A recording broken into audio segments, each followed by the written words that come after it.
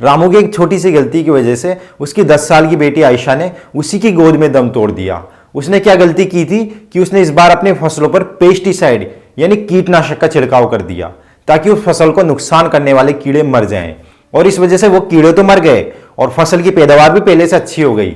लेकिन इस कीटनाशक का प्रभाव उसकी बेटी पर ऐसा पड़ा कि उसने इस मासूम बच्ची की जान ले ली। ये सिर्फ रामू की ही बात नहीं है। अगर आप थोड़ा सा रिसर्च करोगे तो इस तरह की ढेरों कहानी आपको मिल जाएंगी जहां इन कीटनाशकों के छिड़काव के कारण लोगों की जान गई हो। अगर आपको लगता है कि इससे सिर्फ किसानों को ही नुकसान है और आप सुरक्षित हैं तो आप यहां गलत सोच रहे हो। आज ये पेस्टिसाइड आपके घर में भी पहुंच चुका है और आपके खाने की लगभग हर चीज में मौजूद है। और इतना ही नहीं, खतरनाक पेस्टिसाइड्स के कारण कई लोगों को कैंसर जैसी गंभीर बीमारियां भी हो चुकी है। किसान इन कीटनाशकों का इस्तेमाल इसलिए करता है ताकि फसल में जो छोटे छोटे कीड़े लगते हैं और जिनकी वजह से फसल खराब हो जाती है वे मर जाएं। क्योंकि ये कीड़े क्या करते हैं, उस फसल को बड़ी होने से पहले ही चट कर जाते हैं। तो ऐसे में किसान इस्तेमाल करते हैं इन कीटनाशकों का और वे इन्हें इस तरह फसल पर छिड़क देते हैं जिससे फसल में पैदा होने वाले सारे कीड़े मर जाते हैं। अब उनके मरने से फसल को खाने वाला कोई कीड़ा तो बचता नहीं। यही वजह है कि आज जो भी किसान इन कीटनाशकों का इस्तेमाल कर रहा है उसकी पैदावार काफी अच्छी होती है और उसे मुनाफा भी बढ़िया होता है, जिससे मार्केट में ढेर सारी फसल आ जाती है और हमें खाने की कोई कमी नहीं होती। लेकिन सारा खेल यहीं से शुरू होता है। ये जितनी भी फसल मार्केट में आई है इसमें पेस्टिसाइड का असर होता है। वो कैसे? तो दरअसल बात यह है कि जब किसान ने फसल पर कीटनाशक को छिड़का था तो वो कीटनाशक उन कीड़ों के साथ साथ उस फसल पर भी चला गया। अब ये कीटनाशक कोई खाने की चीज तो है नहीं, कीड़े मारने की दवाई है जो जहरीली होती है। इस वजह से ये उन कीड़ों के साथ साथ उस फसल पर भी खतरनाक असर डालती है और जो पैदावार होती है वो भी जहरीली बन जाती है। और यही वजह है कि हम मार्केट से जो भी फल सब्जियां खरीदते हैं, अनार, सेब, अंगूर, आलू, टमाटर, भिंडी, दाल, इन सब चीजों पर कीटनाशक का असर होता है। इस वजह से जब हम उन्हें खाते हैं तो ये कीटनाशक हमारे शरीर के अंदर भी चले जाते हैं, जिससे हमें त्वचा रोग, एलर्जी, सांस की बीमारी और यहां तक कि कैंसर जैसी बीमारियां भी हो सकती है। इसके अलावा इस तरह की फल सब्जियों को लगातार खाने से हमारी प्रजनन क्षमता भी तेजी से गिर रही है, जो कि बहुत चिंताजनक है। यही वजह है कि आज कई अमीर लोग इससे बचने के लिए अपने खुद के फार्म हाउस तैयार करवा रहे हैं जिनमें वो अपने लिए फल सब्जियां उगाते हैं और ऐसे तरीकों का इस्तेमाल करते हैं जिससे इन कीटनाशकों के इस्तेमाल की जरूरत ही ना पड़े। लेकिन अब हर कोई इतना सक्षम तो है नहीं कि अपने लिए इस तरह के बड़े बड़े फार्म हाउस तैयार करें। तो ऐसे में आप इतना तो कर ही सकते हैं कि मार्केट से आप जो भी खाने की चीज लाएं उसे अच्छे से धोएं फिर ही इस्तेमाल करें। लेकिन ये पेस्टिसाइड इतने खतरनाक है कि इनका प्रभाव यही नहीं रुकता। जब फसल पर इन्हें छिड़का जाता है तो ये उस मिट्टी में भी चला जाता है जहां खेती होती है। इस वजह से मिट्टी धीरे धीरे बेजान होती जा रही है और आज ऐसे कई इलाके हैं जहां भूमि पूरी तरह बंजर हो चुकी है और अब वहां खेती पॉसिबल ही नहीं है। तो सोचिए, अगर ऐसा ही चलता रहा तो हम फ्यूचर में खेती कहां करेंगे। इस पेस्टिसाइड की एक खासियत यह है कि ये आसानी से नष्ट नहीं होता। जब इसे इस्तेमाल किया जाता है तो ये काफी टाइम तक उसी जगह बना रहता है, जिस वजह से जब बारिश होती है तो यह उस पानी के सहारे भूजल और हमारे नदी तालाबों तक भी पहुंच जाता है।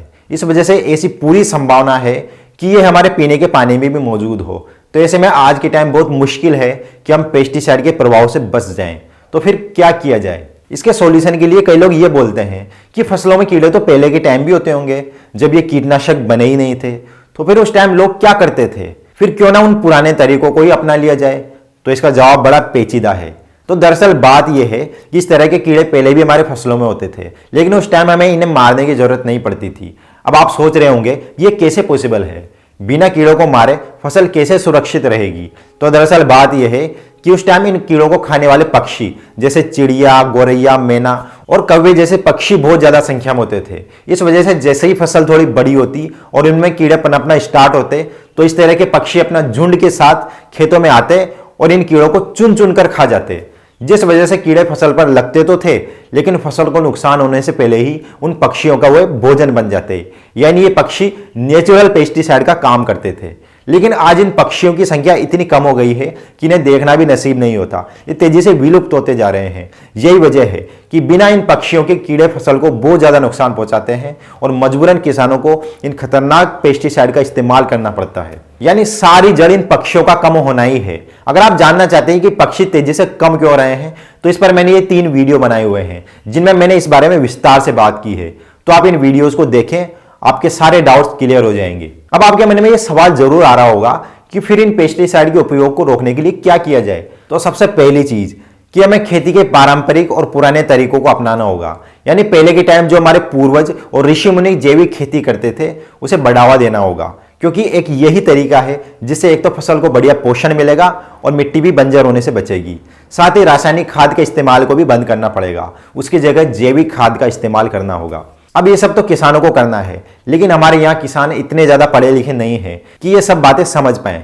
तो इस समय ये हमारी जिम्मेदारी बनती है कि हम इन किसानों के पास जाएं और उन्हें इन कीटनाशकों और रासायनिक खाद के कारण पैदा हो रही समस्याओं के बारे में बताएं और उनसे चर्चा की जाए कि अगर इस पर विचार नहीं किया गया तो इससे आपको और हम सबको फ्यूचर में बहुत ज्यादा समस्याओं का सामना करना पड़ेगा।